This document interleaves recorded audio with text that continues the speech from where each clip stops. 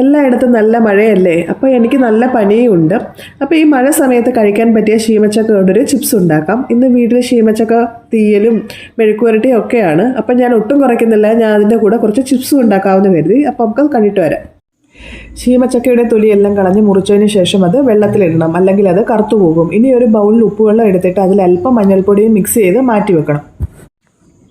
ഇനി വെള്ളത്തിലിട്ട് വെച്ചിരിക്കുന്ന ശീമച്ചക്ക നല്ലതുപോലെ കനം കുറച്ച് കട്ട് ചെയ്തെടുക്കണം. നല്ല നൈസായിട്ട് വേണം ഇത് കട്ട് ചെയ്തെടുക്കാൻ. ഇനി ചീനച്ചട്ടി അടുപ്പത്ത് വെച്ച് വെളിച്ചെണ്ണ ഒഴിച്ചു കൊടുക്കാം. എണ്ണ നല്ലതുപോലെ ചൂടാകുമ്പോൾ അരിഞ്ഞു വെച്ച ശീമച്ചക്ക ഇട്ട് കൊടുക്കാം. ഒരു പകുതി ഫ്രൈ ആകുമ്പോഴേക്കും മിക്സ് ചെയ്ത് വെച്ച ഉപ്പുവെള്ളം അല്പം ഒഴിച്ച് നല്ലതുപോലെ ചെറു തീയിലിട്ട് ഫ്രൈ ആക്കിയെടുക്കാം. ഇതിപ്പോൾ നല്ലതുപോലെ ഫ്രൈ ആയിട്ടുണ്ട്. ഇനി ഒരു പാത്രത്തിലേക്ക് മാറ്റാം. വേണമെങ്കിൽ അല്പം കറിവേപ്പിലയും വറ്റൽമുളകും ഫ്രൈ ചെയ്തിടാം. നല്ല ക്രിസ്പി ആയിട്ടുള്ള ഈ ചിപ്സ് എല്ലാവരും ഒന്ന് ട്രൈ ചെയ്ത് നോക്കുക. ഫീഡ്ബാക്ക് അറിയിക്കാൻ മറക്കരുത്. അടുത്ത നല്ല വീഡിയോസുമായിട്ട് വീണ്ടും വരാം.